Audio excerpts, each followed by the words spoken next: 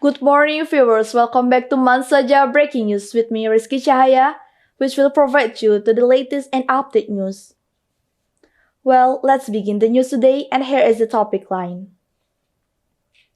The World Health Organization (WHO) officially declared COVID-19 as a pandemic on January 30. The COVID-19 virus has a massive impact in society, specifically on economic sector. The governments are taking some extreme treatments to recover the economic crisis. In this case, Indonesia governments, especially the Ministry of Tourism and Creative Economy of the Republic of Indonesia, tried to recover the economic crisis during the pandemic.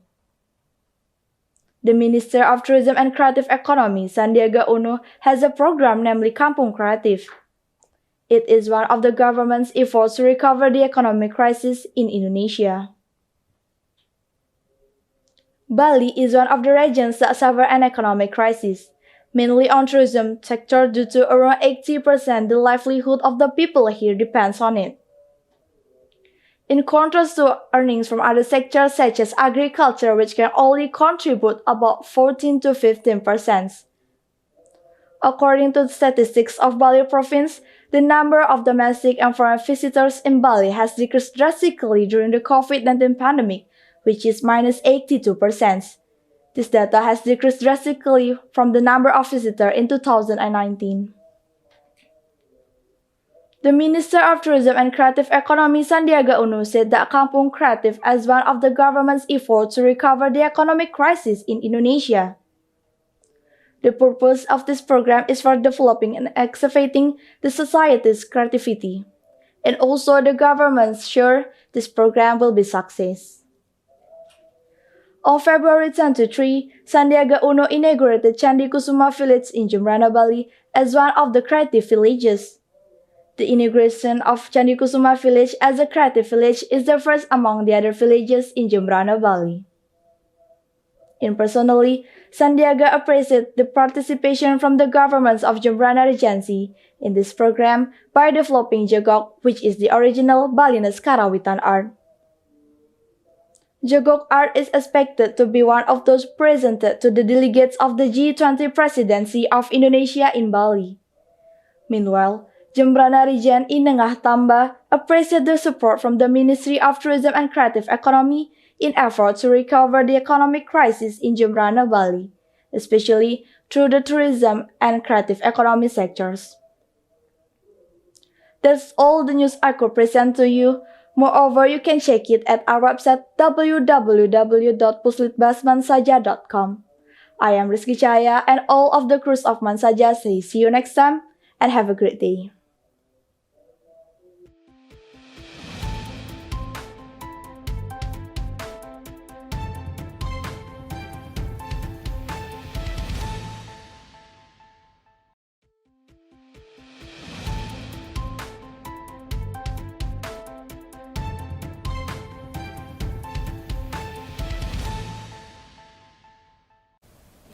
Hello, good morning viewers. Welcome back to Mansaja World News with me, Aisyah Nala. Today I'll give you some information from Bali which bring you the latest news. And here is the topic line. The COVID-19 pandemic has had a very significant impact on all aspects of the economy, including tourism. Especially for the province of Bali, this impact is extremely felt and affected. Considering that Bali is a major tourism destination, Bali, which has around 354 tourism destinations, keep trying to make improvement and preparation of health protocol for business owner. The COVID-19 pandemic has ravaged Bali's economy for the last 6 months. Moreover, Bali relies heavily on the tourism sector, which is the main destinations in the tourism sector. Bali tourism is based on the culture that can drive tourism potential in the dynamic of local life. Travel bans and fears of the spread of the virus have reduced the number of domestic and foreign tourists drastically. According to the Bali Central Statistics Agency, foreign tourists who came directly in Bali province in January 2022 were recorded as 3 visits, down 70% compared to the same period in previous year, which recorded as 10 visits. This affects the employment sector as well, which can be seen in tourism implementers such as tour guides, hotel employees, restaurants, sovereign traders, travel agents, and others, who are required to terminate employment in the cluster of tourism businesses due to a decrease in interest from tourism. Most of these workers return home and change their profession to become traders, online motorcycle taxis, farmers, and so on. They have modified their tourism transportation for selling many things such as daily needs, food, drink, t-shirts, and others. The Deputy Governor of Bali, Jokorta Oka Arta Ardana Sukawati, said that the decline in Bali's economy was during the COVID-19 pandemic, because Bali has been supported by tourism so far, where about 53% of Bali's economy comes from the tourism sector. Various steps have been taken by the government to encourage the Balinese economy, including by providing soft allowance, business product, and encouraging exports. But unfortunately, these steps have not had a significant impact on the Balinese economy, even though the Balinese economy is currently in a slump. The Deputy Governor of Bali hoped that all people can be optimistic about facing these situations. In addition to the tourism sector, many other potential can be generated in Bali, one of which is agriculture. Ya, kalau kita melihat di kuartal pertama itu minusnya 1,14, itu masih relatif bagus kalau kita bandingkan kedua, karena di kuartal pertama masih ada Januari, Februari yang kondisi pariwisata kita masih lumayan bagus.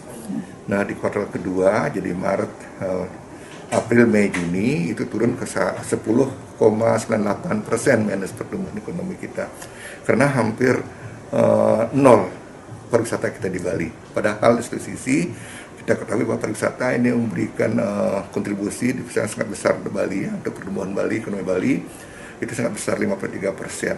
Tapi karena begitu besarnya peran pariwisata terhadap perekonomian Bali, maka upaya-upaya ini belum nampak signifikan untuk untuk meningkatkan akselerasi pembangunan perekonomian Bali.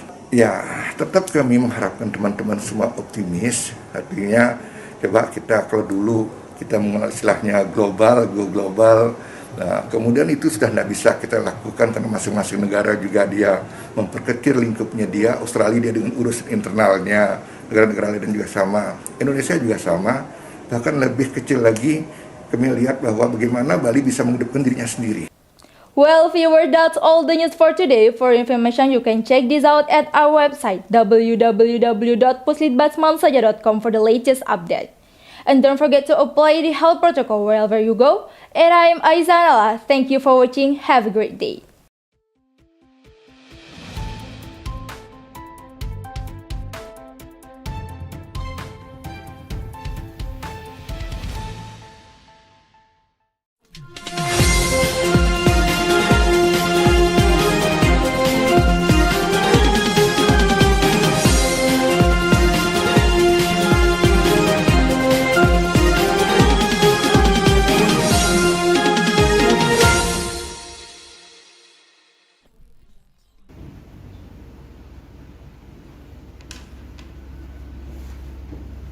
Assalamualaikum warahmatullahi wabarakatuh. Good morning viewers, you are now watching Global News on Mansapas TV with me, Faina Natul Ilmiah. Today, on November 3rd, 2022, we'll be bringing you the latest news all over to it.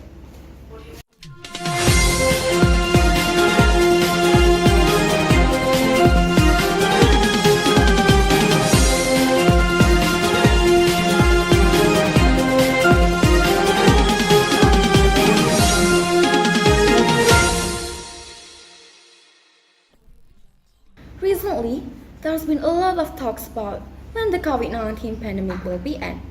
COVID-19 itself is an infectious disease caused by the newly discovered coronavirus. This new virus and illness were unknown before the outbreak began in Wuhan, China in December 2019. There are now many countries around the world experiencing the COVID-19 pandemic. However, coronaviruses have been circulating in human population for thousands of years. Like many viruses, in spite of the fact that it is impossible to determine how old coronavirus may be, it is likely that they have been around much longer than humans have known about them. Some researchers first discovered coronavirus in the mid-1960s. According to other sources, there is evidence that coronavirus were detected in early 1937. Nonetheless, the coronavirus itself has become effective almost throughout the world since December 2019. For nearly 4 years, citizens worldwide have experienced the pandemic effect on the economy, health, academic, and many more. A lot of them are looking forward to the end of this tormenting pandemic. The COVID pandemic may be nearing a close, the World Health Organization said Wednesday. The WHO recorded around 11,000 deaths globally in the week of September 5 to 11, a 22% decrease from the previous week. New weekly cases also fell by 28% in that time, from nearly 4.2 million to 3.1 million last week. We have never been in a better position to end this pandemic. We are not there yet, but the end is in sight, WHO Director General Tedros Adhanom said on September 14, 2022. Former WHO Director for Infectious Diseases in South Asia, Professor Chandra Yoga Aditama explained why there are reasons why the world is still in the state of COVID-19 pandemic. The first reason is that there are regions or countries that are experiencing an increase in cases. The next reason is the unknown direction of the virus development. As a result of previous experiences, there is possibility that COVID-19 could mutate into a new variant, which may cause another spike in cases. But there is possibility that COVID-19 will not become endemic and may always behave like an epidemic virus. COVID will not become endemic. It is an epidemic and always has been. An expert in biosecurity has warned. Dr. Mike Ryan, Executive Director of the WHO Health Emergencies Program, said that even when it becomes endemic, the virus can still cause serious illness and death. Because several diseases have become endemic but still cause death in the world every year, such as HIV, tuberculosis, and malaria. That's all for today, folks. Don't forget to always obey health protocols to prevent the spread of COVID-19. Stay tuned for the next program. You might check our website on www.globalmansapas.com. Well, I'm Vanutumia. I'll see you all next time. Thank you and have a good day. Wassalamualaikum warahmatullahi wabarakatuh.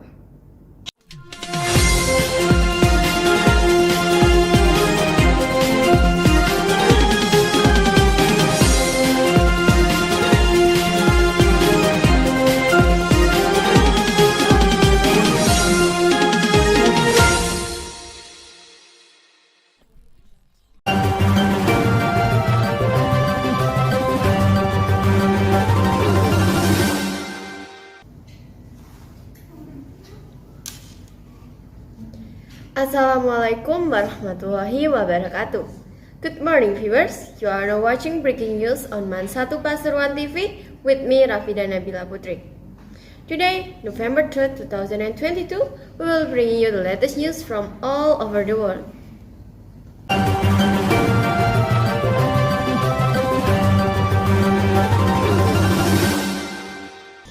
New variant of COVID-19 identified, WHO, Omicron spreads faster than Delta variant.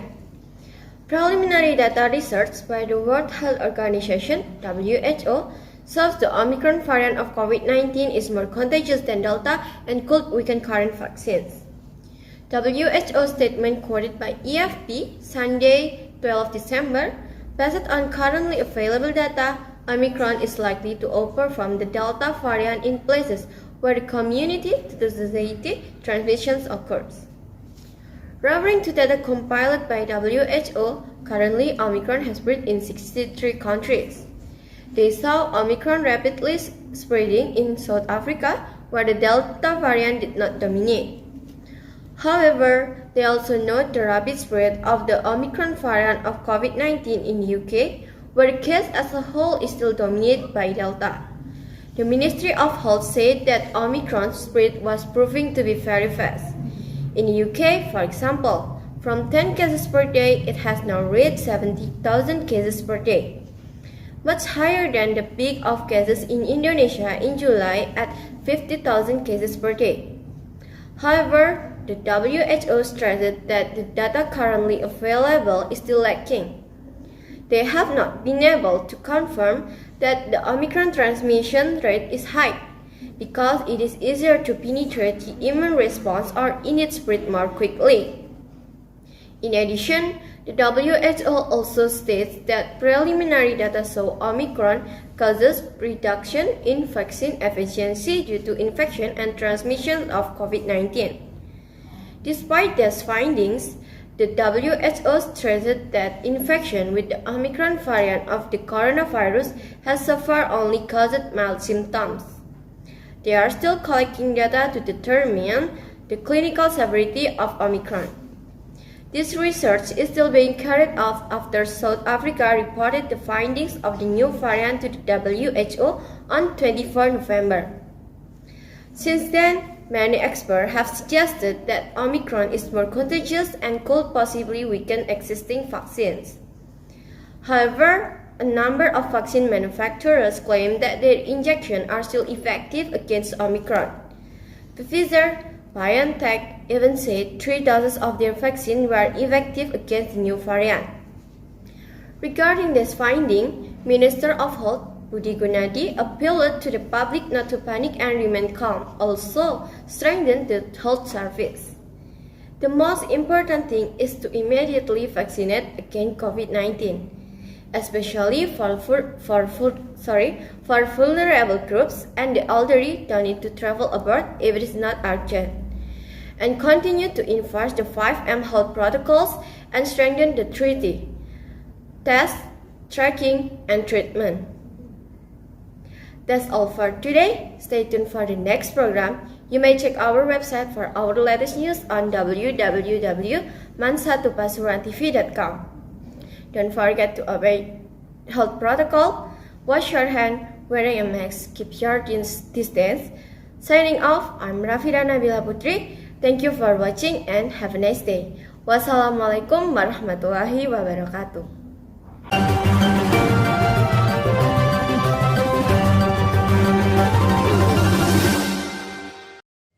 Hello, good morning to viewers. Welcome to the Maliki News. Today, November 2, 2022, I am Muiza. Here is the news. COVID-19 pandemic has appeared in around the world, including Indonesia. It happened approximately on March 2020. Due to this case, people were not allowed to have crowded activity involving selling in traditional market and public spaces. First, a total of 1,762 traders in traditional market across the country have tested positive for COVID-19 in the latest months. According to data from Traditional Market Traders Association (IKAPI), there are 68 traders who died because of COVID-19. Central Java and Jakarta reported as the two regions with the most confirmed cases in traditional market. 475 cases in Central Java and 154 cases in Jakarta. Rinaldi Sarijuan, as the head of IKAPI Information and Communication, stated that market traders also those who with highest risk of the virus. Owing to the rise of the case, he suggested to local administrations to be more focused on implementing both health protocol and swab tests for traders. In addition, traditional market also reported have spawned several cluster infections since the beginning of pandemic, because there were close interactions among the sellers and the buyers. This activity contributed to the spread of COVID-19 in several traditional markets across the country. Second, gathering in large number also contribute to the spread of COVID-19. All activities that triggered crowd are restricted by the government, such as Tarawih praying, Idul Fitri exodus, New Year's Eve celebrations, Christmas, and holiday seasons. Coordinating Maritime Affairs and Investment Minister Luhut Bin Sarpanjaitan said these decisions was based on the continued and significant rise in the COVID-19 cases. Responding to this issue, Jakarta Governor Mr. Anies Baswedan ordered the societies to do evening praying with their family at home rather than in mosque. Furthermore, he urged that to Jakartans not to participate in Idul Fitri Exodus Mudik is in compliance with the government recent ban. If we're disciplined, stay at home, and reduce our outside activities, God willing, this outbreak will be overcome, said Mr. Baswedan.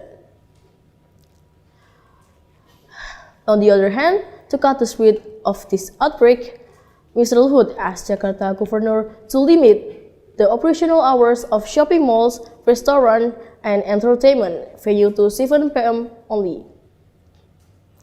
Wedding receptions and other crowd events were also asked to be banned and moved by online. Of course, this policy received pros and cons from the societies. However, it's done to cut the spread of this outbreak. Well, viewers, that's all the information for today. For the latest information, you can visit our website at www.themalikinews.com. I'm Umiza. Thank you for watching and have a nice day. Another new COVID variant is spreading. Here's what we know about Omicron BA.4/6. Morning viewers, I'm Anissa Feradita Mardiana, bringing you all the news there is about the new COVID variant Omicron BA.4/6. BA.4/6, a subvariant of the Omicron COVID variant which has been quickly gaining traction in the US, is now confirmed to be spreading in the UK. The latest briefing documents on COVID variants from the UK Health Security Agency noted that during the week, beginning August 14, BA.4/6 accounts for 3.3% of samples in the UK. It has since grown to make up around 9% of sequenced cases. Similarly, according to the Centers for Disease Control and Prevention, BA.4/6 now accounts for more than 9% of recent cases across the US. The variant has also been identified in several other countries around the world. So, what do we know about BA.4/6, and should we be worried? Let's take a look at the information we have so far. BA.4/6 is a descendant of the BA.4 variant of Omicron. BA.4 was first detected in January 2002 in South Africa and has since spread around the world alongside the B.5 variant. It is not entirely clear how BA.4/6 has emerged, but it's possible it could be a recombined variant. Recombination happens when two different variants of SARS-CoV-2 infect the same person at the same time.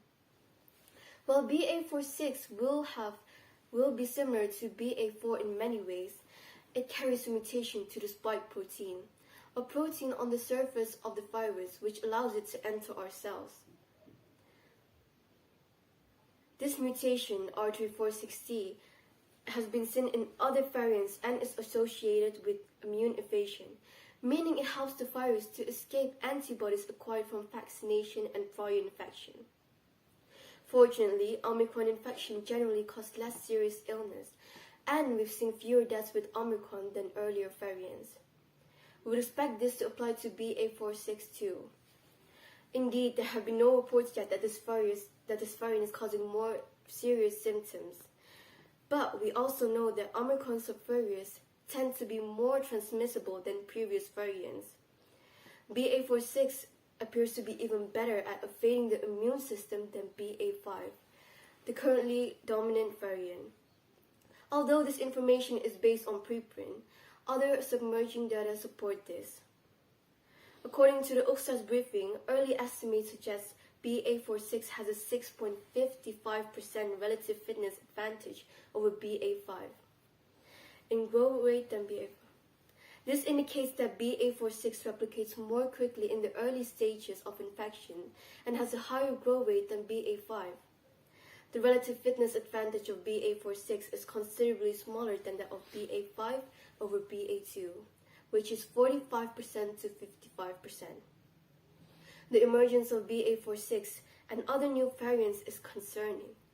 It shows that the virus is still very much with us and is mutating to find new ways to overcome our immune response from vaccinations and infections. We know people who have had COVID previously can contract it again, and this has been particularly true of Omicron. In some cases, subsequent episodes can be worse, but vaccination continues to give good protection against severe disease and is still the best weapon we have to fight COVID. The a recent approval of bivalent boosters is good news. Beyond this, developing multivalent coronavirus vaccines that target multiple variants could provide even more durable protections. Time will tell. That's all the news we have so far, ladies and gentlemen. I'm Anissa Fredita Mediana. Thank you for watching and have a wonderful day.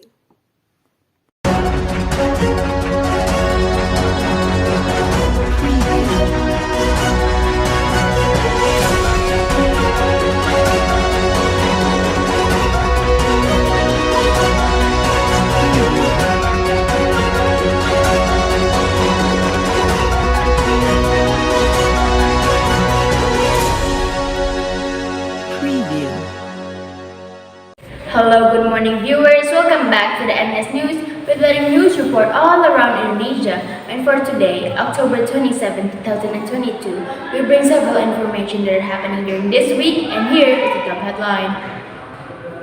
According to Professor Wiku Adhisa Smito, the COVID-19 task force spokesperson, the trend of the disease has once again been on the rise in Indonesia over the past 4 weeks.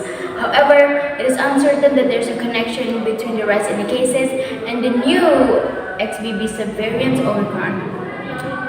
The weekly COVID-19 instances have grown by 17% over the last 4 weeks, or by 2,037 cases between October 2nd and October 23rd.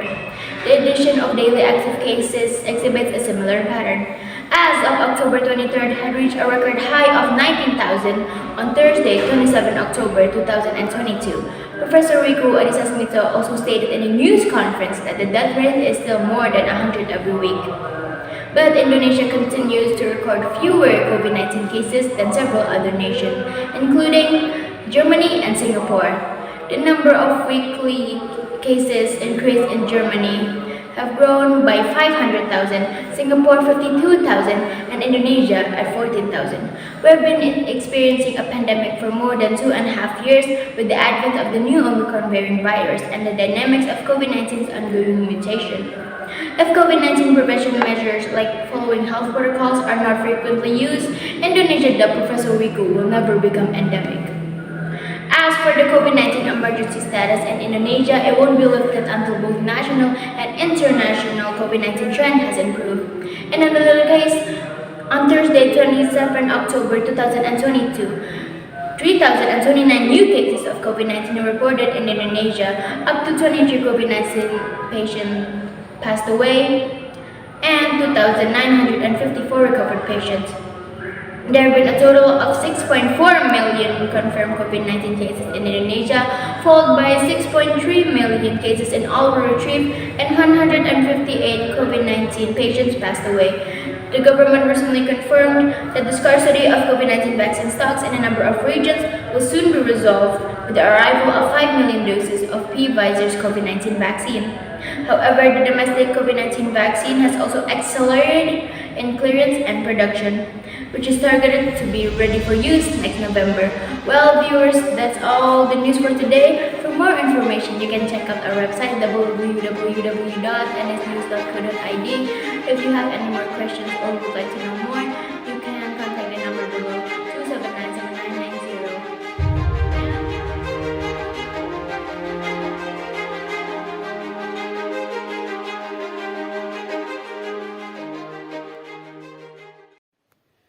Hello, good morning viewers. Welcome back to BC News with leading news from all around the world on Friday, Thursday, October 27, 2022. We bring several information that happening during this week, and here's the topic line. Wuhan forced into lockdown after COVID spike. 800,000 people forced to stay at home. Now with me, Fiona Zahrawanafia, here's the news in details.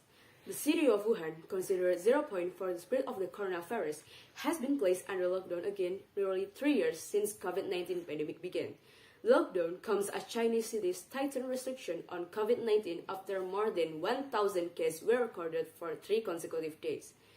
Wuhan, the site of the world's first COVID-19 outbreak in late 2019, reported around 20 to 25 new infections every day this week, prompting local authorities to order more than 800,000 people in one district to stay at home until Sunday, October 30, 2022. Residents around the city of Wuhan are starting to worry about their fate if they continue to do lockdown and live in the shadow of COVID-19. They said they were numb when they saw the news about COVID-19 they ate every day. Wuhan also suspended the sale of pork in part of the city, according to image and posts in social media, after one COVID case was discovered which authorities said was linked to local pork supply chain. Guangzhou, the China's fourth largest city and the capital of the Guangdong province, on Thursday, October 27, 2022, closed more roads and neighborhoods and keep people in their home as new areas were deemed high risk in COVID-19 resurgence that has lasted into fourth week. In Xining, the capital of Shanghai province, social media posted of a shortage and rising prices of essential goods as health authorities in the city of 2.5 million people rest to contain the COVID-19 rebound after the week-long National Day holiday in early October. As of October 24, 28 Chinese cities implemented varying degrees of lockdown measures, with some 207.7 million people affected in region of responsible for about 25.6 trillion yuan of China's gross domestic product. Other major cities across China, including Guangzhou, Dandong, and Xi'an, have implemented new restrictions this week to control local outbreak. In Beijing, the Universal Resort Theme Park closed on Wednesday, October 26, 2022, after one visitor tested positive for the coronavirus. China has repeatedly failed to stick to a zero-tolerance response to COVID-19 and implement what authorities say are necessary measures to contain the virus. Well, viewers, that's all news for today. For more information, you can check our website. Don't forget to always apply the health protocol wherever you go. And for you want to help the medical workers, you can send your donation on the number below, 616165. I'm Fiona Zara Manafiah. Thank you for watching. Have a great day and see you.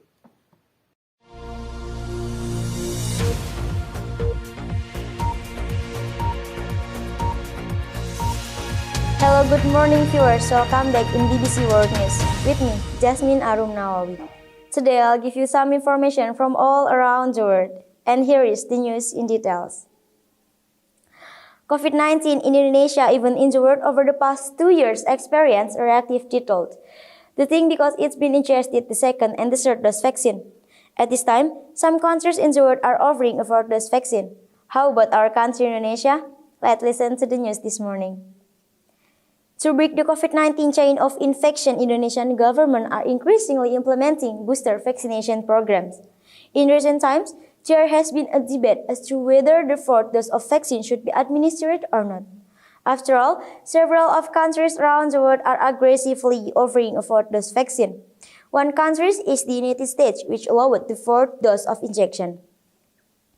According to the Centers for Disease Control and Prevention (CDC) of the United States, 3 vaccines are inadequate for 50 years old and individuals with weak immune system. As a result, the CDC recommends a fourth dose of vaccination for optimal protection of the COVID-19. In commenting on international online media on Monday, 2nd of June 2022, the Food and Drug Administration of the United States has so far allowed the fourth injection for those who meet the criteria of the CDC.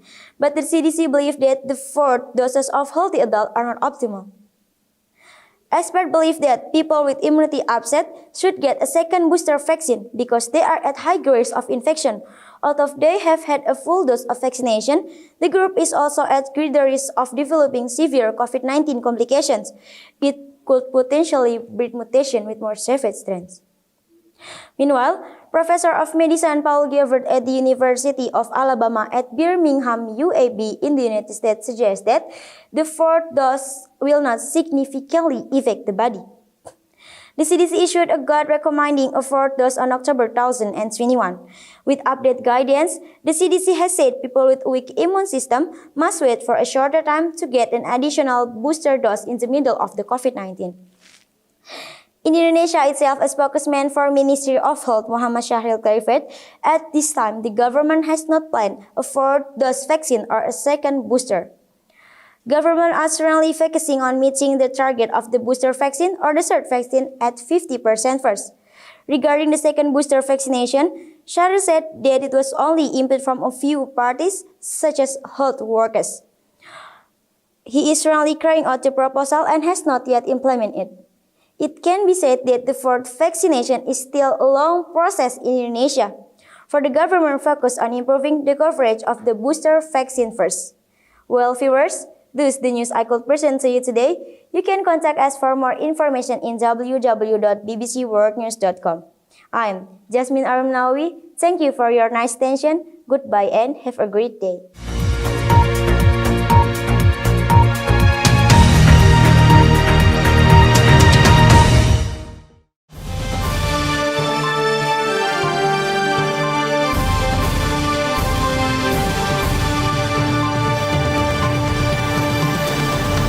Hello viewers, welcome back to Maliki News. I'm Nova Rafi.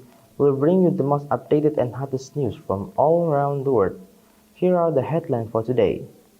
COVID-19, is it a coincidence or is it something deliberate? It remains one of the world's biggest mysteries. What triggered COVID-19 pandemic? A catastrophe that can change the face of the world, even decrease the human population in this world. There are several ongoing efforts by scientists, governments, international organizations, and others to determine the origin of SARS-CoV-2, the virus responsible for COVID-19 pandemic. Most scientists say that the virus is likely of zoonotic origin in a natural setting, and ultimately originated from a bat-borne virus. Many other explanations, including several conspiracy theories, has been proposed about the origin of the COVID-19. Some people have speculated that SARS-CoV-2 was accidentally released from a laboratory, but there's no evidence for this, and it is considered much less likely than a natural origin. In January 2021, the World Health Assembly, decision-making body of the WHO, commissioned a study on the origin of the virus to be conducted jointly between WHO experts and Chinese scientists. In March 2021, the findings of the study were published online in a report to WHO Commissioner General. Echoing the assessment of most virologists, the report determined that the virus most likely had a zoonotic origin in bats, possibly transmitted through an intermediate host. It also stated that a laboratory origin for the virus was extremely unlikely. Scientists found that the conclusion of the WHO report to be helpful but noted that more work was needed. The WHO report issued its 30 March report alongside a statement of the WHO Director General, Tedros Adhanom Ghebreyesus, saying that the matter requires further investigation. In a later press conference, WHO Director General said it was premature for the WHO report to rule out a potential link between a laboratory leak and called on China to provide raw data and lab audits in the second phase of the investigation. On 12 October 2021, WHO announced a new team to study the origin of the COVID-19 pandemic. In June 2022, this team released an additional report advocating for more investigation in the various possible pathways of emergence, including the possibility of lab leak. Earlier on 22 July 2021, the Chinese government had held a press conference in which Zhang Yixin, Vice Health Minister of the National Health Commission, said that China would not participate in the second phase of investigation, denouncing it as shocking and arrogant. In response to the WHO June 2022 report, China's Foreign Ministry spokesperson Zhao Lijian called the lab leak theory a lie concocted by anti-China forces for political purposes, which has nothing to do with science. That's all the news for today. Check this out on Maliki News for the latest update. I am Nova Rafi, and have a great day.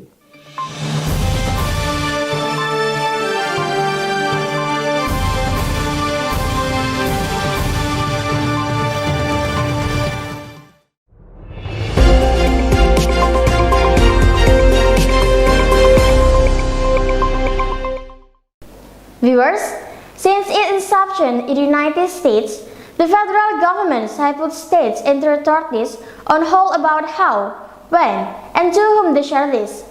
Although there is no federal mandate, the Center for Disease Control and Prevention has widely urged vaccinations. Well, viewers, welcome back to the VOA News. I'm Syara Banu, going to accompany and inform you some bright news today. Well, viewers, here is the news. Tracking the COVID-19 vaccine in the United States. Viewers, for about 42.6 million people, or 77% of the 52.2 million states doses have been administered in New York. That's close to 200 doses for every 100 inhabitants. Viewers, near 79.4% of the populations have been fully vaccinated. Viewers, in all countries, close to 632.9 million have been administered of doses. That means 191 doses per 100 people. Well, viewers, President Joe Biden has fulfilled his promise of 200 million doses of the COVID-19 vaccines in the first 100 days of vaccine's life. The dose administered peaked at over 3 million a day in April.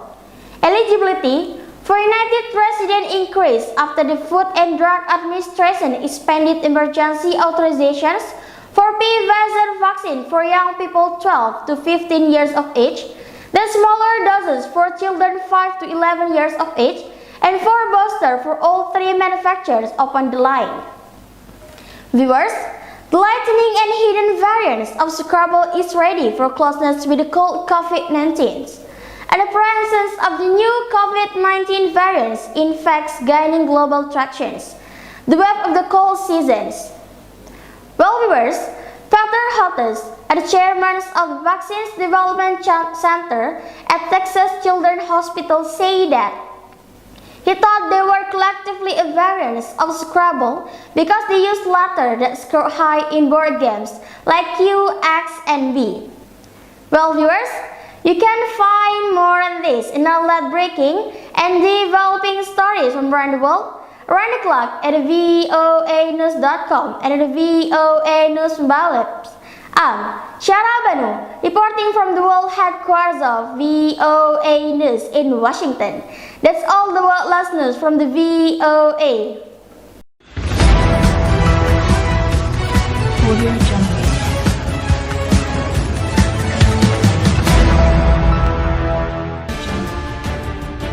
Hello, good evening viewers. Welcome back to the BBC World News with the headline news report from all around the world. And for today, the 4th of November 2022, we bring several information that happening during this week. And here is the topic line. COVID in China lockdown after outbreak. It comes from China. Viewers, Chengdu has become the latest China cities to be locked down as Beijing continued to pursue its controversial zero-COVID policy. Around 21 billion people have been ordered to stay indoors with just 1% per household lot of essential shopping. On Thursday, the city recorded 157 new infections, including 51st asymptomatic. China's COVID policy requires cities to enter strict lockdown, even if just a handful of cases are reported. However, Beijing draft to ensure zero COVID has been accused of stifling economic growth and has promoted public distance of citizens. Viewers, Chengdu residents are to stay home from acting local time on Thursday. We all details over the coming days, but it was not clear when restriction would be lifted. Viewers, in the meantime, people have been banned from entering or leaving Chengdu, the capital of Southwest Sichuan province, with all the residents able to show evidence of negative COVID test allowed to buy necessities. State media also report that the start of school autumn term has been postponed and flight has been grounded. Health authority labeled the situation as a very complex answer and blamed the outbreak on mass gathering warm weather at the pier of swimming and entertainment venues. Other restrictions are clearly enforced as well in China, including in Shenzhen in the south and Dalian in the northeast. The country has deployed a range of city-specific COVID prevention measures after initial wave of the virus hit Wuhan in 2019. China is the world's last major economic attempting to enter stem-out COVID outbreak, claiming this is necessary to prevent wider surges of the virus which could overwhelm hospitals. The country has officially surged fewer than 15,000 deaths since the pandemic began, according to Johns Hopkins University. Okay viewers, that's all the news today. For more information, you can check our website at www.bbcnews.com. And I am Salsabila Azahra. Thank you so much for watching. Have a great day and see you now.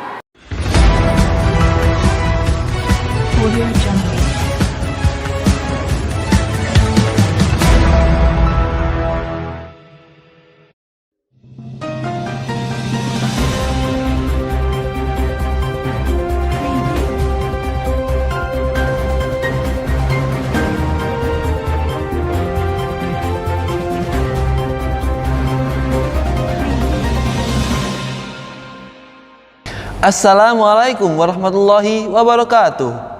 Hello, good morning viewers. Welcome back with me in Trends and News. Either in national and international, I will accompany you with many kinds of informations. Here's the news today. The East Java provincial government must carry out large-scale testing and tracing because the coronavirus outbreak has entered several regions in East Java, especially Surabaya, where is currently the second city with the highest number of COVID-19 cases, with a total 134,003 of people exposed to COVID-19 in Indonesia, then continue to with isolations and self-quarantine for local residents. This strategy must be carried out and optimized. If it didn't succeed, then the Indonesian large-scale social restriction (PSBB) in the area will be continued to be repeated until an unknown time. The pandemic in the Surabaya was also affected by the bordering area, namely the city of Sidoarjo. The control of the pandemic in the city was also not optimal, reaching 100%. Control in the distribution area also affects the situation of COVID-19. Control in the capital city if there is no control in the village. The learning system is also disrupted.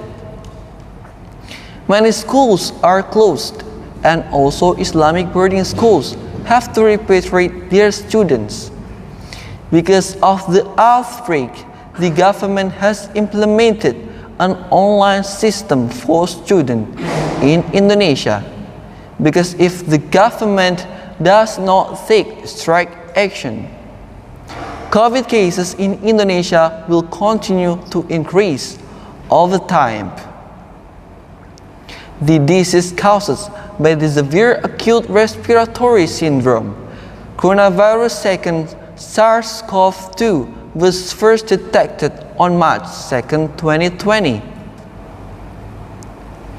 When two people were confirmed to have contracted it from a Japanese citizen on April 9, the pandemic had spread to 34 provinces of DKI Jakarta, West Java, and Central Java as the most exposed province COVID-19 in Indonesia.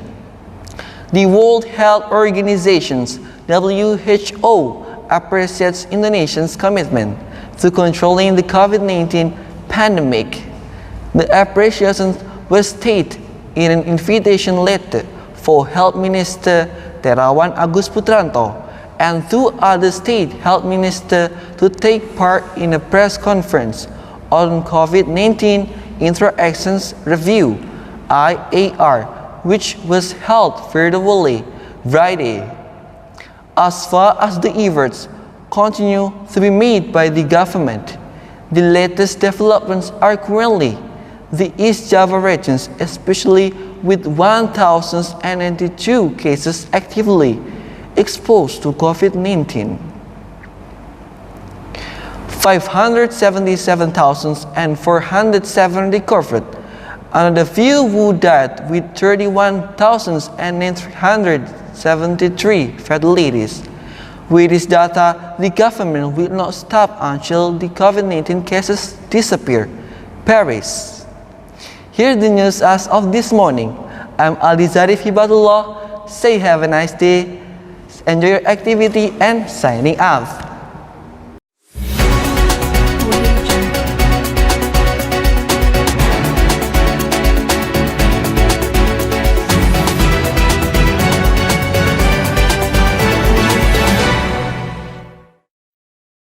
Assalamualaikum warahmatullahi wabarakatuh.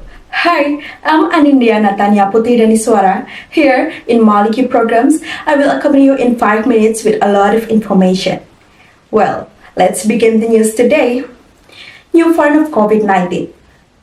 XBB strikes Indonesia. A coronavirus infection, or called as COVID-19, was first discovered in the city of Wuhan, China in late December 2019. The virus spread rapidly and has spread to multiple countries, including Indonesia, in just a few months. The coronavirus is a cluster of viruses that can infect the respiratory system.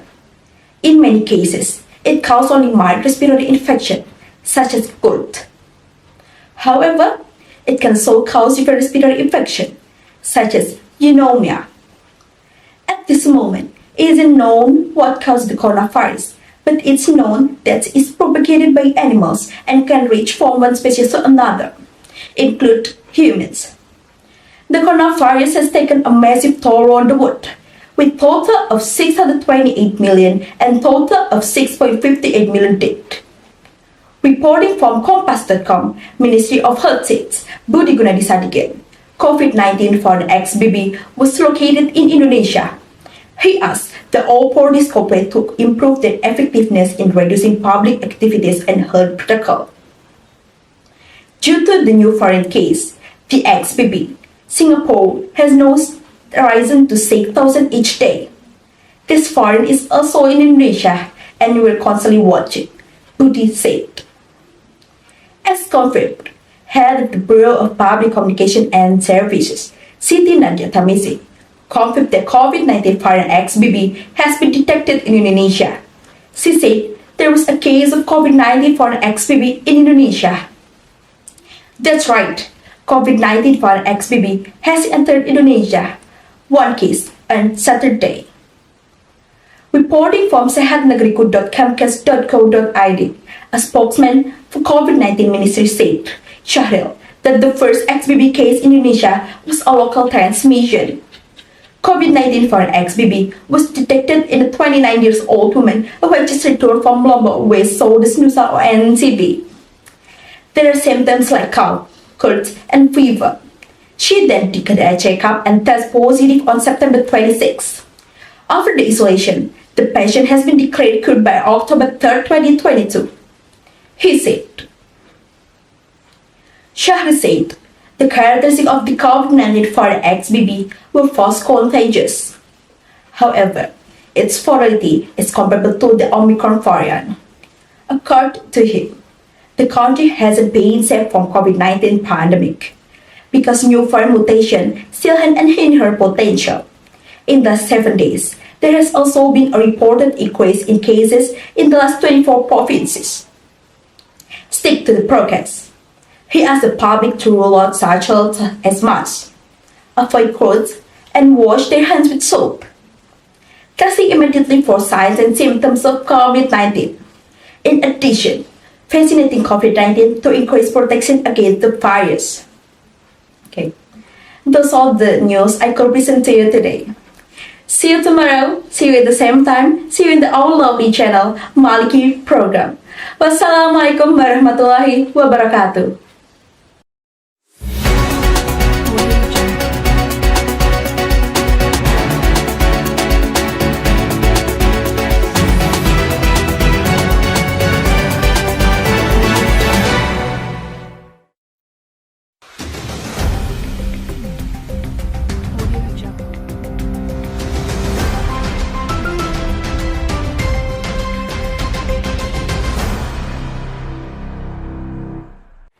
Good morning viewers, it's Great Data Sunday. I'm Salwanur Aziza. For 3 minutes later, I'll bring you the latest news for today. In the latest news is about Indonesia update COVID-19. Jakarta, 23 October 2022. Positive cases of COVID-19 in Indonesia are still quite high. The government has detected an additional 1.385 COVID-19. This number is the latest data today. This brings the total to 6,470,961 positive cases of COVID-19. Meanwhile, the number of those who recovered from the corona case increased by 1.206 people, bringing the total to 6.293,147. Meanwhile, the number of people who died from the coronavirus in Indonesia increased by 30 people, bringing the total to 158,429 people. The number of active COVID-19 cases in Indonesia reached 19,385 cases, an increase of 466 from the day before. Official data on development of COVID-19 was transmitted by the government through the National Disaster Management Agency, Sunday, 23 October 2022. The government gave all people to aware toward the health protocol. Not only that, he also invited the public to keep a high and collective responsibility to comply with health protocol to prevent the spread of coronavirus. It can be started from reducing the transmission rate. Therefore, the government instructs his staff to continue socializing and preserving the community to carry out the important behavior, namely wearing masks, washing hands, and maintaining distance, avoid crowd and limiting mobility. Based on many studies, always washing hands before and after doing anything can reduce the risk of transmitting virus, including the coronavirus, by up to 35%. Also, wearing a mask, cloth mask, can reduce the risk of transmitting the coronavirus by up to 45%. Meanwhile, wearing a medical mask can reduce the risk of transmission 75%. The program of COVID-19 vaccination is also being intensified to create communal immunity, herd immunity. In the latest news for today, I'm Salwanur Aziza. Thanks for watching and see you soon.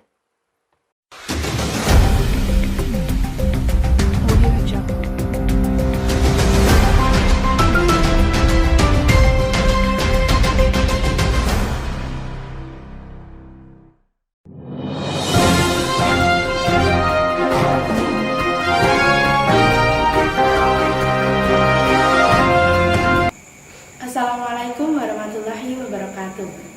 Good night viewers, welcome back to me today on Thursday, 3rd of November 2022. You are with me, Aura Shazanani on Alami News, actual, sharp and believable program which will provide you to the real news and which is taken factually and actually. I will accompany you about 3 minutes with information. Well viewers, let's begin the news today. The XBB COVID-19 variant is starting to enter Indonesia. The first case of XBB in Indonesia was a local transmission, detected in a 29-year-old woman who had just returned from Lombok, West Nusa Tenggara. There are symptoms such as cough, runny nose, and fever. She then underwent an examination and tested positive on September 26. After undergoing isolation, the patient has been declared cured on October 3, explained Dr. Shahril. To find out the danger of COVID-19, the Omicron XBB subvariant note that based on a study conducted in China, it was stated that the ability of XBB to fight antibody was close to SARS-CoV-1, which is a type of coronavirus that causes serious infection in the respiratory system or SARS.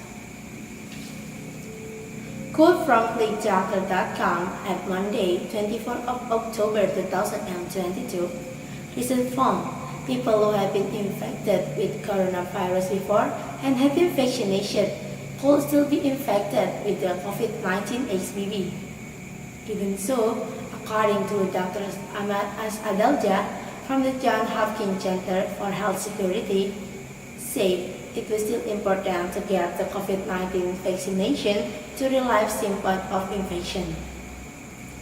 XBB is considered highly contagious.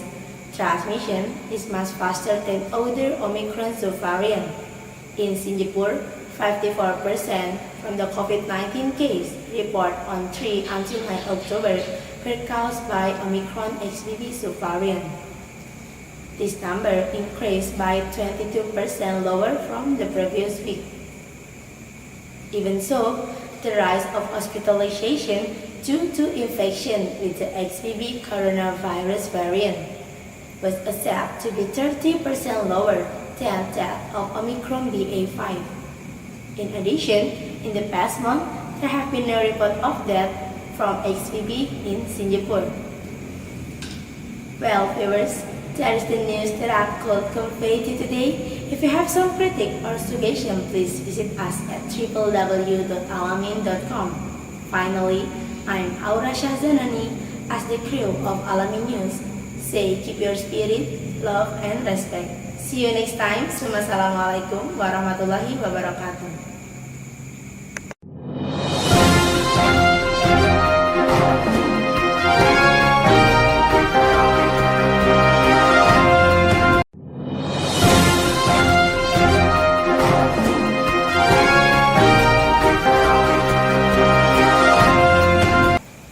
Assalamualaikum warahmatullahi ta'ala wabarakatuh. Good morning viewers, I'm Kelsey Violeta. Today on Thursday, 3rd of November 2022, happy gathering with us in Al-Amin program, which will provide you to the real news and which is taken factually and actually, either in international and national. I will accompany you about 3 minutes with some of information. Well, let's begin the news today. The emergence of the Omicron subvariant has led to new cases of COVID-19 in a number of countries. One of is Indonesia. The Indonesian Ministry of Health announced 3 additional positive confirmed cases of XBB variant. The case is transmissions from within the country and abroad. Until Tuesday, 25th of October 2022, there were 4 cases of XBB variant in Indonesia. Of the 4 patients, 3 of them are located in Jakarta, with 2 patients with local transmission and 1 patient with overseas transmission. The remaining 1 patient is located in Surabaya with overseas transmission. Following this finding, the Ministry of Health immediately made anticipatory efforts by tracing and testing close contact, and the results were negative. All the patients have vaccinated. Some have been twice and some have been boosted. So far, there are 24 countries that have reported cases of XBB variant. Epidemiologist from Griffith University, Australia, Diki Budiman, said that the Omicron subvariant XBB had a much faster infection than BA.5 and BA.2 subvariant. The reason is XBB has ability to be able to break through antibodies formed from a combination vaccination and infection. Former World Health Organizations have warned Indonesian government to immediately provide a new type of COVID-19 vaccine, namely bivalent vaccine. Many countries have used bivalent vaccine for their people. 2 countries that also provide the vaccine are Singapore and Australia. Well, that's all the news for today. If you want to get more information, you may visit our website on www.alaminnews.com. Have a great day. I'm Kelsey Violeta. Assalamualaikum warahmatullahi ta'ala wabarakatuh.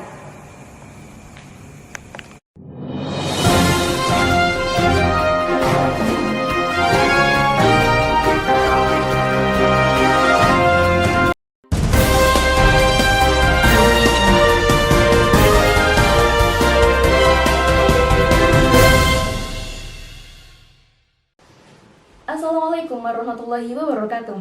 Good morning viewers, you're watching news with me, Salsa Putri Brilliant, who will bring you to the most update of news from all around the world. And this is the highlight for today.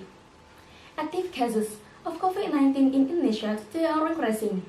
The Minister of Health found that the new coronavirus variant, namely XBB, was one of the cases that made the number of infection cases in Indonesia rise again. The lowest number of active COVID cases in Indonesia was previously recorded at 2,871 cases on May 30, 2022.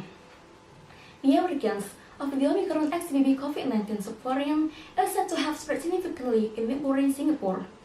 The XBB variant has the local cases in Singapore as much as 54% in this period, from 3 until October 2022. This figure is a significant increase from the previous week period of only 22%.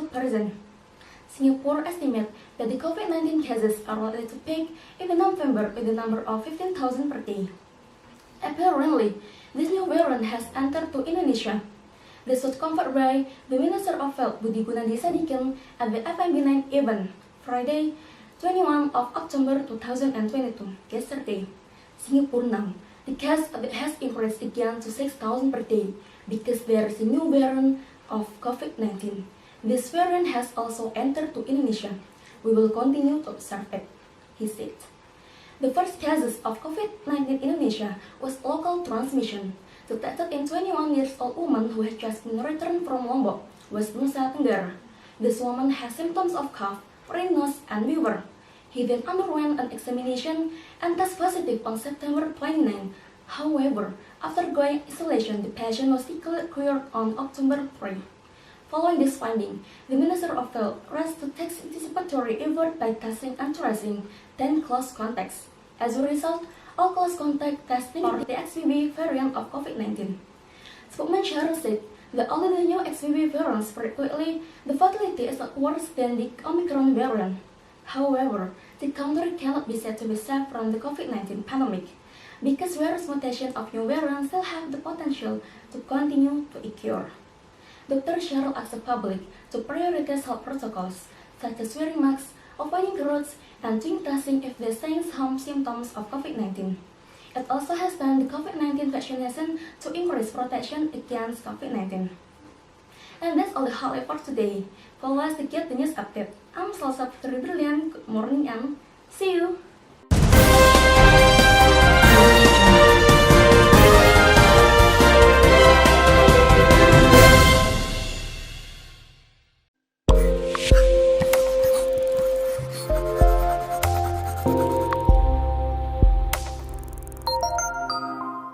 This is Alia Mahika News Report. Good morning, viewers. I am Aulia Ainur Rahmah from Alia Mahika News Update, bringing you the latest news today. In early 2020, the world faced an unprecedented global health and socio-economic crisis triggered by the COVID-19 pandemic. In Indonesia, the lives of millions of children and their families have already been upended. Lockdowns and school closures affected education, mental health, and access to basic health service. While we now have more knowledge and tools for better stabilize virus spread, we need to stay alert and conscientious about protecting ourselves and our children. Since the first case of COVID-19 was reported in Indonesia, UNICEF has been leading efforts with the government, the World Health Organization, and other partners to respond to the initial pandemic and its continuing endemic status. Without urgent action, disruption caused by COVID-19 will have lifelong consequences for the safety, well-being, and future of children in Indonesia. The position brief titled COVID-19 and Children in Indonesia, an agenda for action to address socio-economic challenges, reveals evidence that the virus is already causing widespread income insecurity for families across the country living in extreme poverty, many of whom are not covered by social protection programs. UNICEF, in partnership with AJI Indonesia, Alliance of Independent Journalists, conducted a series of media webinars to discuss the impact of COVID-19 on children in Indonesia. The webinars included journalists and experts from relevant fields as guest speakers. Our daily life have changed in so many ways since the onset of COVID-19. Are you concerned about the future? Anxious about distance learning? Do you feel isolated? Not sure we can talk to or where to seek help? During these challenging times, caring for your mental health along with your physical well-being is essential. This is why UNICEF supports Ruang Peka, a series of online sessions open to the public that provide mental health and psychosocial support for young people by young people. During each session, young people and experts are invited for short talks on various topics affecting their lives and live Q&As with specialists. Moderated by Indonesia's Center for Indonesian Medical Students, CIMSA. That's all the news today. Check this out at aliamahikanews.com for the latest update. I am Aulia. Thank you for watching and have a great day.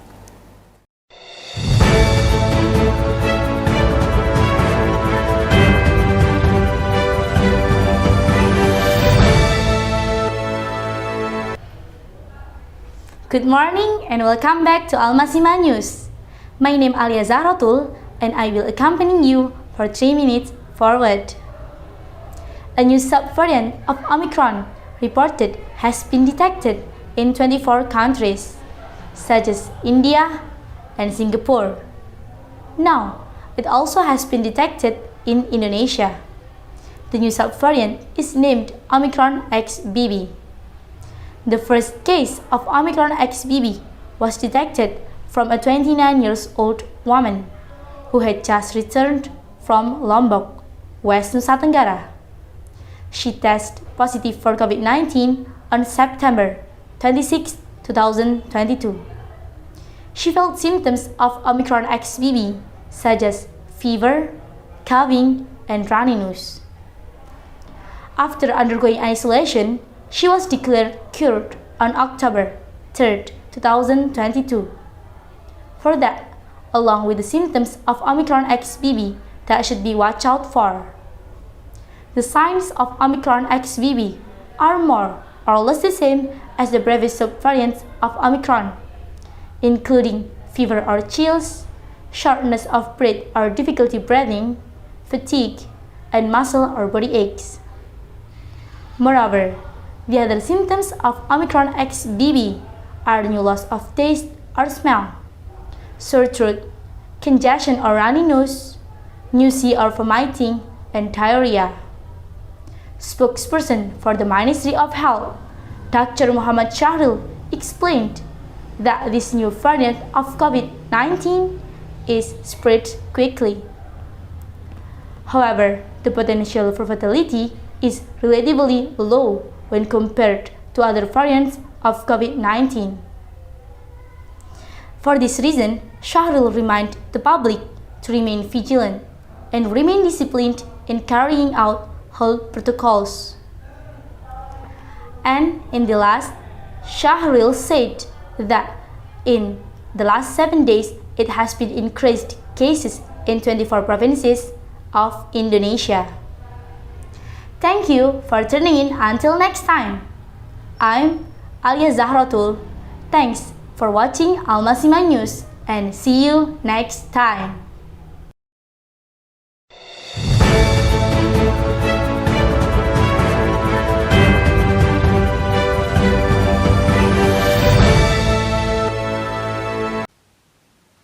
Hello, good evening viewers. I am Zulfahmi Angela Sumana from Maliki News, bringing you the latest news for today. So, deployment of coronavirus vaccine will cost the global economy $2 trillion in loss production, according to report released Wednesday, issued by Economic Intelligence Unit. So, the emergency and developing economy. So, a vaccine deployment lags far behind rich economy will suffer damage. The reports comes and defense country work toward providing bolster the recent population with international effort to provide vaccine to the portion country have not been enough.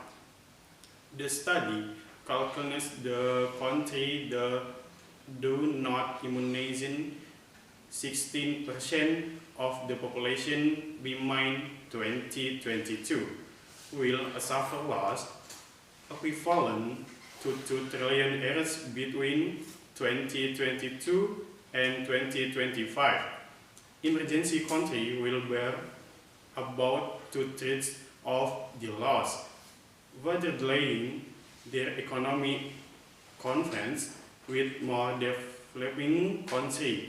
The Economic Intelligence Unit said he warned that the late deployment of vaccine could shoot out threats, raising the risk of social unrest and growing economy. The Asia-Pacific region will be higher in absolute terms, accounting nearly 3/4 of the damage. But as a percentage of gross domestic product, Sub-Saharan Africa will suffer the most. According to the study, about 16% of population in high economic country had received in late wonders of a coronavirus vaccine by the end in August. A compared with just 1% in the first country to full dose and acquired for mass injection. Immunization campaign already progressing and break speed in low economy, he said. Report out against the rise said international effort delivery coronavirus vaccine to poor a country. COVAX has failed to respond, expect fundamentally. The vaccine access gap can never be closed, with red country providing only fraction of with in need, said in statement. Ultimately, the focus in development economy is setting booster dose in coronavirus vaccine, which will exacerbate raw material shortages and production bottlenecks, he said. Economic Intelligence Unit say in study was the by combining international forecasts for vaccine. They in about 200 countries with gross domestic product projection. That's all the news for today. Check in this out breaking news for today. Let's update. I am Zulfami Andri Lesmana. Thank you for watching and have a great day. Hello, good evening viewers. I'm Arun Safina from Breaking News, bringing you the latest news for today. The head of the country's public health agency said on Friday Indonesia had approved its first locally developed COVID-19 vaccine and hailed it as a step towards independence of the countries in accessing medicine. The government has emphasized the importance of national vaccine development since the start of the pandemic, but currently relies of Western-made Sinovac and Moderna and Pfizer-BioNTech mRNA injection. Indovac injection, developed by state-owned pharmaceutical company Biopharma and Texas-based Baylor College of Medicine, can now be administered as the primary dose to an unvaccinated or vaccinated adult part of the world's most populous country. The development of national vaccine is a source of pride for us Indonesians. The foundation and the first step towards achieving national independence in access to medicine. Penny Lokito, head of the Food and Drug Administration, at the press conference on Friday. The chief medical officer said Indovac saw an efficacy rate of 92%, while there were no deaths associated within the trials and report side effects were generally mild. A clinical study of it used as a booster solids underway, Lokito said. The agency also announced that it had granted emergency use authorization for an mRNA vaccine developed in China, becoming the first country to do so. The inoculum developed by Walvex Biotechnology will be domestically produced in Indonesia, the BPOM director said. Jeb Indovac from home has obtained halal certification, which means it can be administered according to the Muslim faith in Muslim-majority Indonesia. Indonesia became the epicenter of the COVID-19 pandemic in Asia last July when the Delta variant swept across the country. The daily cases have dropped significantly by year-end, but the spread of Omicron has brought the number of confirmed cases down to 30,000 a day. Since then, the number of cases has fallen even further and eliminated quarantine requirements for vaccinated travelers.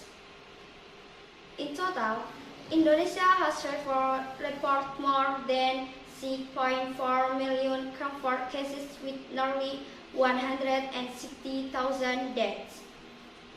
Immunization implementation is also relatively slow compared with developed countries, with less than two-thirds of the population of 270 million receiving two shots. That's all the news for today. Check this out at breakingnews.com for the latest updates. I'm Arun Safina. Thank you for watching and have a great day.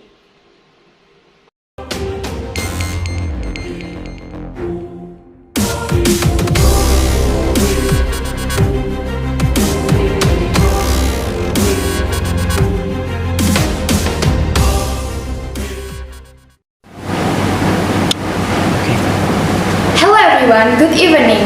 Back with me again, Varantika Novtinda Putri on Smaba News. Today, I will bring the news to you about the pandemic COVID-19 will be soon over between the Ukraine war. Coronavirus disease, COVID-19, is an infectious disease that was first detected in Wuhan, China. In a speech on Monday, President Joko Widodo said the COVID-19 pandemic will end soon. The pandemic COVID-19 is beginning to subside. Maybe very soon we will have to declare it over, said the Jokowi in a speech at an event for micro, small and medium businesses. Jokowi also said if the war in Ukraine will further complicate the global economic recovery, adding that improving for the COVID-19 will not automatically cause the economy to improve immediately as it did before.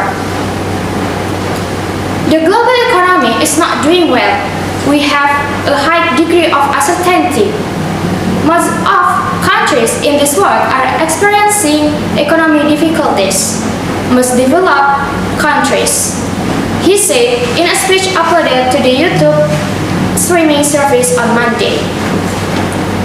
World Health Organization also replied that the war in Ukraine will hinder medical treatment for COVID-19 in Ukraine and predicted that 13 million people will end up due to the blocking of global supply chains due to the war in Ukraine. Please note that this is a very serious problem that requires comprehensive care, which must be diagnosed as soon as possible, as quickly as possible. It can be concluded that Russia's invasion of Ukraine has had a significant negative impact on the economy and health crisis in neighboring countries. Meanwhile, epidemiologists from Australia's Griffith University, Diki Budiman said the end of the pandemic could not yet be determined by human intervention globally. However, the end of the pandemic depends on the virus itself. Is this virus becoming more and more virulent, or can it continue to decrease antibody production? In early September, World Health Organization said the world had never been in a better position to end the COVID-19 pandemic.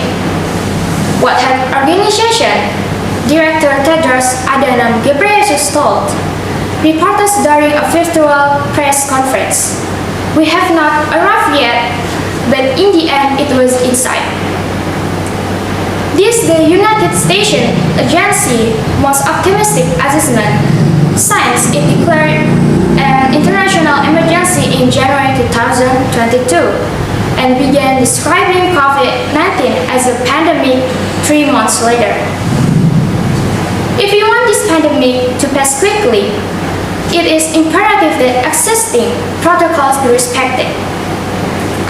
For the next update on Smaba News, I'm Ferantika Novtrianda Putri. Good evening, stay safe, stay healthy, and goodbye everyone.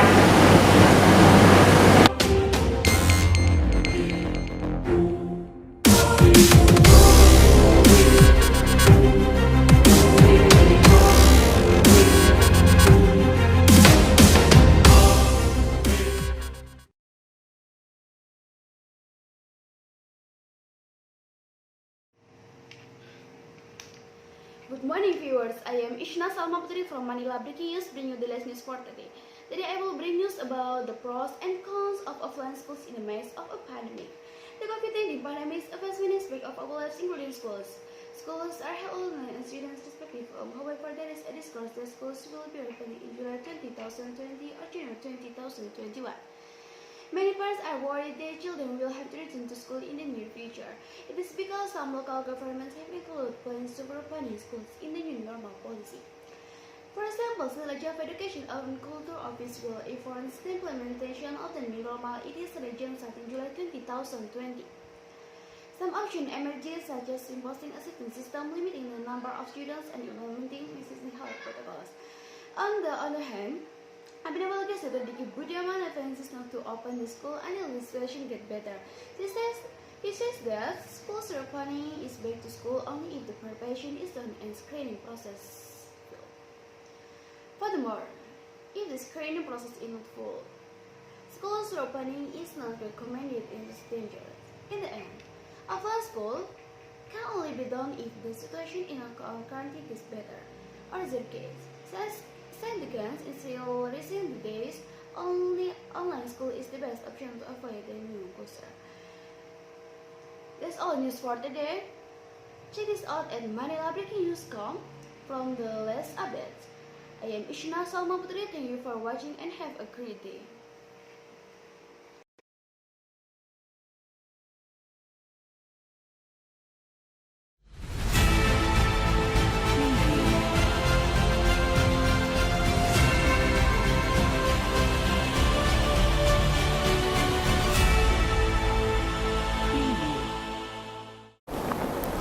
Hello viewers, welcome back with me, Tiflan Tristanta from Majesa Headline News.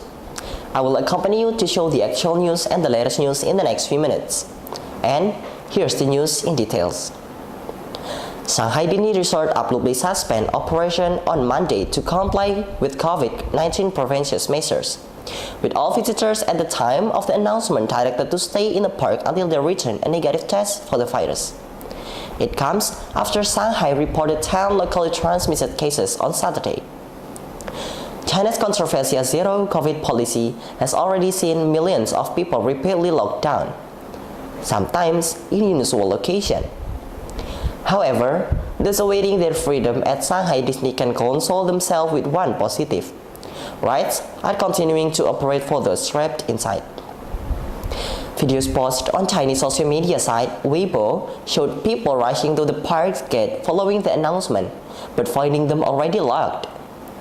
The closures mark the latest restriction for the Shanghai Disney Resort, which was shut for over 3 months during Shanghai lockdown earlier this year.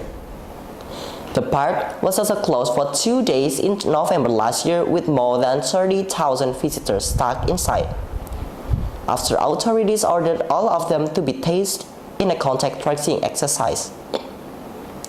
No date has been given for when the park will reopen. Shanghai Disney said the tickets will be valid for 6 months and refund will be given. The snap closure comes just 2 days after the park began operating at reduced capacity to comply with COVID measures. Local authorities across China have continued to impose abrupt and extreme measures to cut any possibility of virus transmission once cases arise. In line in the country's ultra-strict zero-tolerance approach toward COVID-19. The Universal Resort in the country's capital of Beijing reopened on Monday after a 5-day closure, which was also prompted by various measures. Almost 3 years since China reported its first coronavirus case, authorities across the vast nation continue to impose abrupt and extreme measures in a bid to stop any transmission of the virus. However, earlier this month, Chinese President Xi Jinping signaled that there would be no easing up of the zero-COVID policy, which aims to wipe out all outbreaks, calling it a people's war to stop the spread of the virus. The Chinese government insistence on the increasingly unpopular policy comes as the economy continues to take a hit as a result, with GDP falling by 2.6% in 3 months to the end of June from the previous quarter. Well, viewers, that's all the headline news for today. Visit us on www.majisaheadlinenews.com. I'm Tifran Tristanta. Thank you for watching and have a nice day.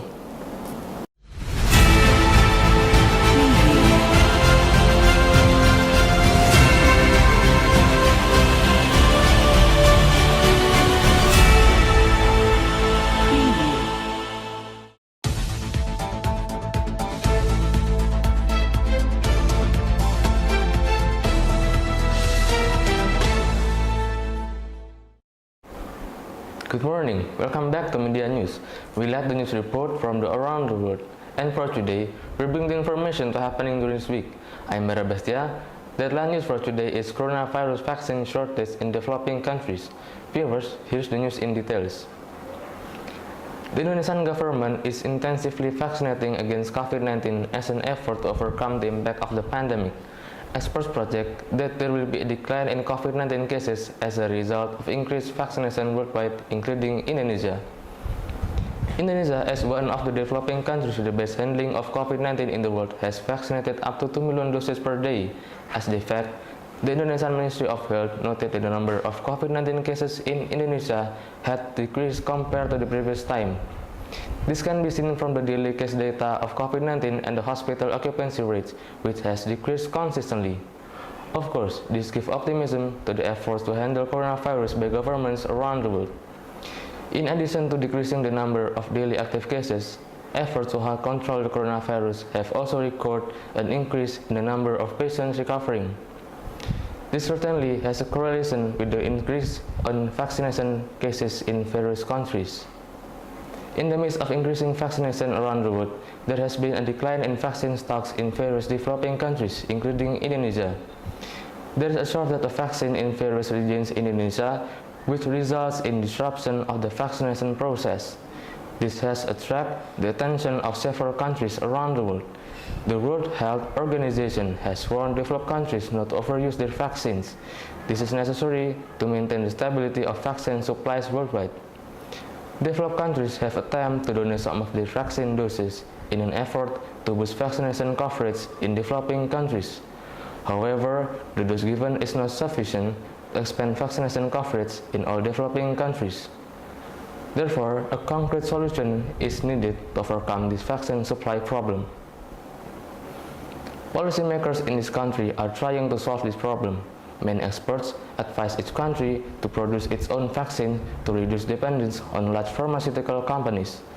In this effort, there are many pros and cons among experts, but the most important thing for us is how to deal with the COVID-19 pandemic appropriately and efficiently. Indonesia, as the country with the most population in the Southeast Asia, is trying to develop a domestic products vaccines as an effort to reduce this problem. This has been initiated by our health minister from the very beginning by producing various domestic vaccines. In its development, one of the domestic vaccines uses the relatively new dendritic cell method. This method uses dendritic cells exposed to the viral antigens to produce a natural immune system that will be injected back into the body. With this variety of vaccine, consumers will have more diverse choices. It is hoped that the number of production various domestic vaccines can help overcome the shortage of vaccines in the country. That is the headline news for today. Visit us on www.medianews.com for more information. I'm Bara Bastia. Thank you for watching. Have a nice day.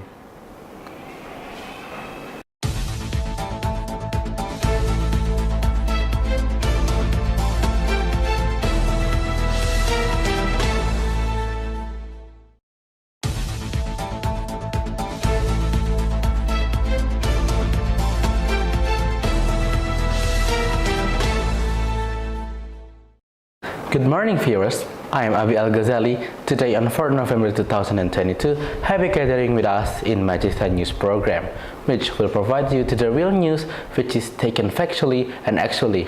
I will accompany you for the next few minutes with some information I have. Many COVID-19 patients who died in the hospital were buried without confirmation from their patient family. This led to pros and cons from several parties. In Indonesia, the Jakarta administration has revealed it has buried more than 600 people according to the protocols for burials of people either suspected of or confirmed as having been infected with COVID-19. Jakarta Parks and Forestry Agency head Susi Marsitawati said that their job is to transport and bury the bodies. They weren't told by the hospital whether a body was a COVID-19 patient or simply someone put under general monitoring or surveillance. All they know was those bodies need to undergo special protocols. She said it during a press briefing on Monday. There are a total of 639 people that had been buried following the special protocols as of Monday noon, with their bodies wrapped in plastic, put inside coffins wrapped in another layer of plastic, and interred less than 4 hours after death. However, the agency did not have data on which of the 639 people were confirmed COVID-19 cases or only suspected of having the disease. Jakarta COVID-19 Task Force head Catur Laswanto said most of the cases were under surveillance or general monitoring and had died before the result came back. He also said that they had to adhere to protocols as if they were confirmed COVID-19 cases, even though their status is not yet confirmed for the disease. Workers that preparing the funeral must also use personal protective equipment such as gloves, masks, and protective coveralls. Most of the personal protective equipment for mortuary workers has been donated by Jakarta branch of the National Zakat Board of Indonesia, or we can call it Basnas, to the City Parks and Forestry Agency. Because of the protocol's policy regarding the procedure for burying the bodies of victims of the COVID-19 virus, there are many families of the victims who cannot see the faces of the family members who left them for the last time. However, this policy is in the interest of all of us so that the virus does not spread and spread severely. As of Thursday, the capital city recorded 106 deaths as a result of COVID-19 of the total of 221 deaths recorded nationwide. Jakarta, the epicenter of COVID-19 in the country, has also confirmed more than 1,000 cases out of 2,738 total cases across the country. Jakarta has also seen a jump in funerals at the city, whereby more than 4,000 people were buried in March, much higher than any month in 2010, with an average of 2,500. The data that deaths from COVID-19 in the capital may be much higher than reported. That's all the news for today. If you want to know more about the latest news, you can visit magistanews.com for more information. I'm Abi Al-Ghazali. Thank you for watching and have a great day.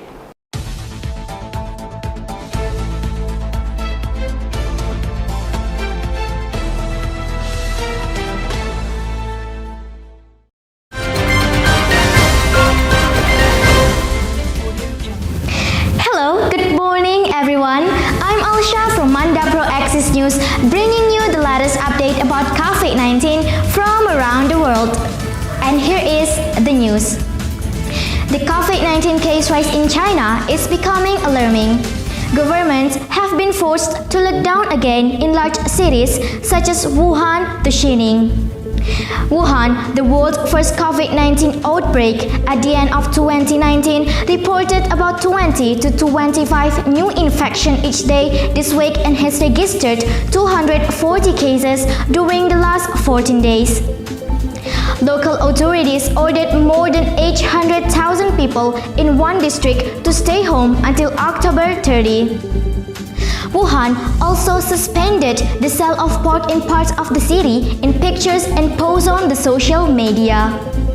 The ruling comes after authorities mentioned that one of COVID's cases has been linked to the local pork supply chain. Meanwhile, Guangzhou, the fourth largest city in China, closes roads and neighborhoods and keeps the people at home as new ground is high to be risk COVID. In Xining, the capital of the Xing province, social media feeds told about shortages and inflation prices for essential goods. This occurred when health authorities in the city of 2.5 million people raced to check on rebound COVID after a week-long national holiday in early October. The burden of the corona China virus remains small by global standards, but strict measures of containment apparently weighed heavily on the world's second-largest economy and rocked its financial markets. Other majority throughout China, including the Tong and Xi'an, have imposed new restrictions this week to control the local outbreak.